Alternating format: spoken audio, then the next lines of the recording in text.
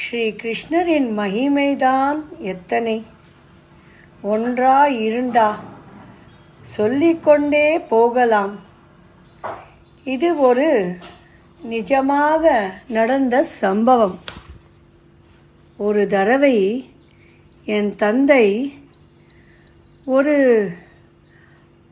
Office விஷயமாக போக வேண்டும் என்று ஃப்ளைட்டில் ரிசர்வேஷன் செய்தார்கள். கடைசி நிமிஷத்தில் ஒரு முக்கியமான பணி வந்ததினால் அவர்களால் அந்த பிரயாணத்தை தொடங்க முடியவில்லை. அதனால் அவர்கள் மறுநாளே என்ன செய்வது என்று கிடைத்த ஏசி ரிசர்வேஷன் ரயிலில் செய்து கொண்டார்.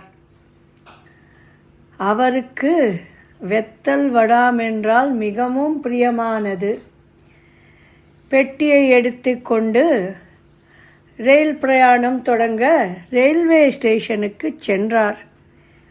ஏசி ட்ரெயின் வரும் என்று வெயிட் பண்ணிருக்கும்போது ஒருவன் வேகமாக இவரிடத்தில் ஓடி வந்தான். வெத்தல் பையை கையில் பிடித்து கொண்டு வெத்தல் வடாம் பையை பெட்டியை கீழே வைத்தார். அந்த பெட்டியை தூக்கி தலை தெறிக்க ஓடிவிட்டான். இப்பொழுது என்னடா இது தர்ம சங்கடம்! நாளைக்கு நான் பணியில் இருக்க வேண்டும். என்னிடமோ காசு பணம் எல்லாம் பெட்டியில் வைத்தது டிக்கெட் உள்பட இவன் தூக்கி கொண்டு ஓடிவிட்டானே. இப்போ நான் என்ன செய்வது? தர்ம சங்கடத்தில் உள்ளேனே என்று திருவள்ளி ஸ்ரீ பார்த்தசாரதி பெருமாளை தியானிச்சார். தியானிச்சு, லோகநாதா, லோகத்தை ரட்சிப்பவர் நீர், நான் இப்படி ஒரு தர்ம சங்கடத்தில் இருக்கேன், என்னை தயவு பண்ணி நீங்கள் ரட்சியுங்கள் என்று கண்ணை மூடிக்கொண்டு இருக்கும் இடத்தில் இருந்தே தியானம் செய்தார். ஒரு 10-15 நிமிஷம் போயிருக்கும். ஒரு போர்ட்டர், அதாம் நம்ம கூலி என்போம், போர்ட்டர் ஓடோடி வந்தான் என் தந்தையுடன். என்ன சார், உங்கள் கண்ணில் தண்ணீர் இருக்கின்றது, என்ன அப்படி உங்களுக்கு அசம்பாவிதம் நடந்துவிட்டது என்றான். என் தந்தையோ, நான் பணி விஷயமாக முக்கியமான பிரயாணத்தை தொடங்க டிக்கெட்டும் பணமும் வச்சிருந்தேன். இந்த வெத்தல் வடாம் பையை நல்லாக கெட்டியாக பிடித்து கொண்டு பெட்டியை கீழே வைத்த போது எவனோ விறுவிறு என்று வந்து பெட்டியை எடுத்து கொண்டு போய்விட்டான். இப்போ நான் இந்த பிரயாணத்தை தொடங்கவில்லை என்றால் பெரிய தர்ம சங்கடத்தில் இருக்கப் போகிறேன். என் உத்தியோகத்தில் என்ன செய்வது என்று தெரியவில்லை என்றார். அந்த போர்ட்டரோ, அவ்வளவுதானா விஷயம்? இருங்கள், ஒரு நொடியில் உங்களுக்கு நான் டிக்கெட்டை, என்ன இந்த ஏசி கம்பார்ட்மெண்ட் டிக்கெட் தானே, வாங்கி கொண்டு வருகிறேன் என்று ஓடோடி சென்று ஒரு 15-20 நிமிஷத்தில் திரும்பி வந்தான். இந்தாங்க சார், உங்கள் டிக்கெட் இந்தாங்க, நான் வாங்கிவிட்டேன் என்றார். என் தந்தையாரும் திரு என்று முழித்தார். அதை தவிர என் தந்தையாரை ட்ரெயினின் பக்கத்தில் இருந்து ட்ரெயினில் ஏற்றி கொண்டு கை செலவுக்கும் பணத்தை தந்தான் அந்த போர்ட்டர். என் தந்தையாரோ, இப்படி ஒரு நல்லவர்களும் இந்த காலத்தில் இருக்கிறார்களே, உன் நம்பர் தான் என்ன சொல்லேன் என்று. அந்த காலத்தில் போர்ட்டருக்கு நம்பர் உண்டு. அந்த நம்பரை குறித்து கொண்டார். நான் அடுத்த தடவை வரச்சே உன் பணத்தை திருப்பி தந்து விடுவேன் என்று ட்ரெயின் பிரயாணத்தை தொடங்கிவிட்டு உத்தியோக பணிக்கு வந்துவிட்டார். எல்லாம் சரிசமம் ஆகிவிட்டது. நாள்களும் ஓடிவிட்டது. வாரங்கள் மாதமும் ஆகிவிட்டது. என் தந்தையார் அந்த இன்சிடெண்ட்டை மறந்தே விட்டார். அப்பொழுது ஒரு நாள் என் தாய் கிடுகிடு என்று 3-4 மணிக்கு எழுந்து என் தந்தையிடம் சொன்னார், என் கனவில் பெருமாள் வந்து, திருவல்லிக்கேணி பார்த்தசாரதி பெருமாள் வந்து, இவ்வளவு பணத்தை உன் கணவன் எனக்கு கடன் வாங்கி சென்றான், உடனடியாக உண்டியில் சமர்ப்பிக்க வேண்டும் என்று சொல்கிறாள்.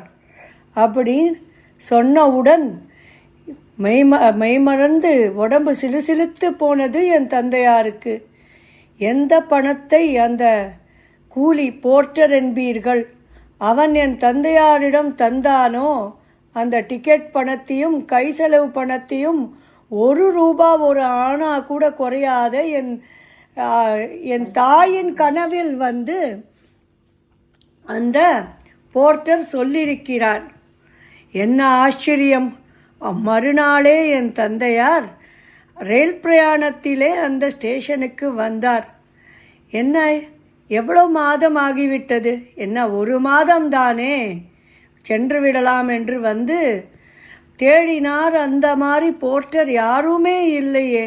சரி, ஸ்டேஷன் மாஸ்டரிடம் சென்று கேட்கலாம் என்று ஸ்டேஷன் மாஸ்டரிடம் சென்று, இதுதான் போர்ட்டரின் நம்பர், அவனோட பெயர் லோகநாதன் என்று பெயர்.